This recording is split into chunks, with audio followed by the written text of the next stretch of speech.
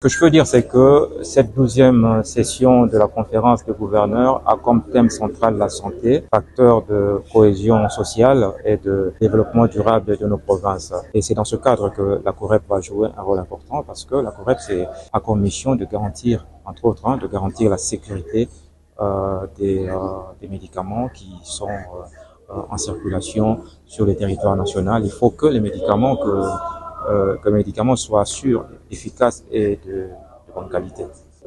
Ce qu'il faut savoir, c'est que un médicament, avant d'être mis en circulation, il passe par un processus d'homologation. Et ce processus-là, c'est garanti par la COREP, l'autorité congolaise de réglementation pharmaceutique.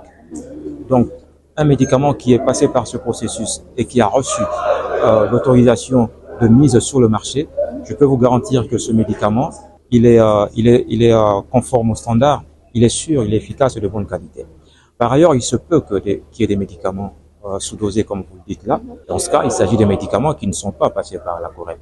S'il nous arrive de localiser, de détecter un tel produit, donc tout médicament qui est sous-dosé ou surdosé, soyez sûr qu'il n'est pas passé par la COREP pour être autorisé. Pour recevoir l'autorisation de mise sur le marché, il y a un certain nombre de critères sur lesquels la COREP se base. Il y a entre autres le prix. Donc un médicament qui est autorisé par la COREP, soyez sûr que le prix il est contrôlé aussi par le prix. Si un produit un médicament qui est produit à Kinshasa par exemple, c'est compréhensible qu'il y ait un décalage de prix si ce médicament est consommé beaucoup plus loin parce qu'il y a des coûts de transport dont il faut tenir compte. Donc pour l'instant, nous sommes encore au début du contrôle des prix. L'objectif, c'est d'arriver à l'harmonisation des prix sur tout le territoire national.